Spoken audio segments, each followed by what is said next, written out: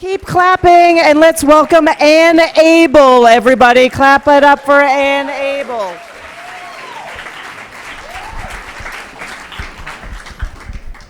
How's it going? Come just a little closer. Perfect. There you go. I hear the doorbell and open the door. It's the UPS man. I'm sorry, ma'am. I just hit your dog and killed her. Maddie was an 8-year-old Wheaten Terrier, a perfect dog who did nothing but give love and take love. I collapsed to the floor sobbing. When I can finally stand up, I call Maddie's breeder. I know getting another dog isn't going to make me miss Maddie less, but I suffer with severe depression, and I'm terrified that without a distraction, the void left by Maddie will push me into the abyss. The breeder says he's not breeding anymore, and then he says, "Would you take a rescue?" "I'll take anything," I hear myself say. The next day I'm at the rescue. The director's in the pasture with Milo waiting for me. Milo is a beautiful, sandy-colored, sphinx-like dog with soulful eyes and white, oversized paws. He seems mellow and lovable. But a few hours after we get home, he starts barking and growling. Then he bites my son twice, once on the back and once on the wrist. As I'm wrapping the bandage around his bloody wrist, my son says, "I bet they sedated Milo at the rescue before you got there." As soon as he says it, it's obvious. I am so pissed. I am taking this monster back. But then I picture Milo at the rescue in his cage, and I know I can't do it. I am such a loser. I was so desperate to find a distraction from Maddie's death that I was duped, and now I am stuck with this horrible dog.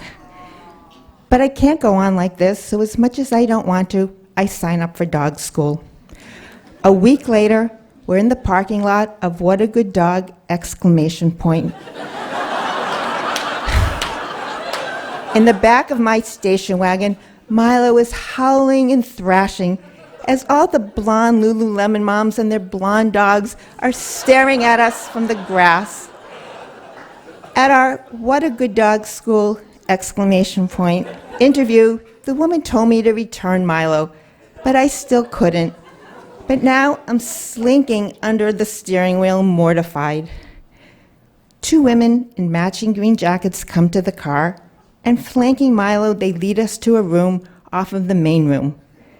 "This is where you'll stay.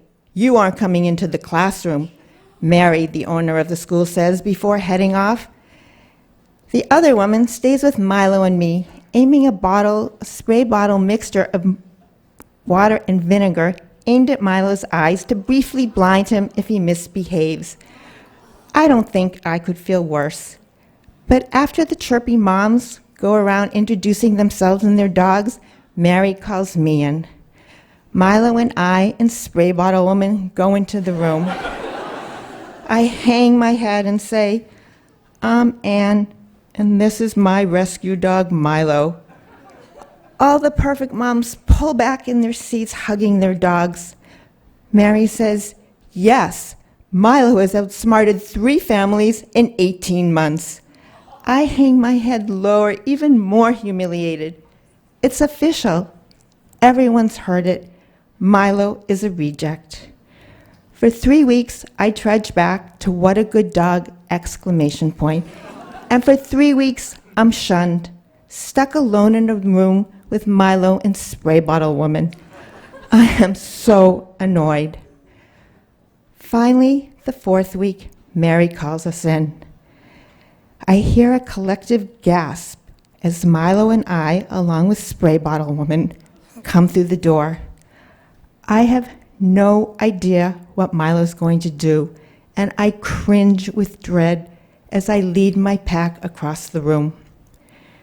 When I get to the empty spot beside Mary, I stop and turn.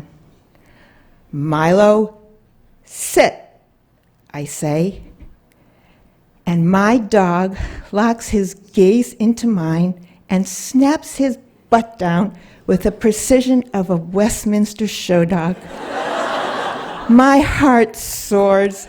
I am so proud of him, proud of both of us. And looking into his sparkling eyes, I realize for the first time since I've had him, probably the first time in his life, Milo is proud of himself. And for the rest of class, he's the star pupil. Afterwards, to celebrate, we go to the woods. I open the trunk of my station wagon, and Milo's sitting at attention, his gaze tethered to mine. "Milo," I say. He looks at me with hope. "I love you." And his Lion King tail does a 180-degree swish.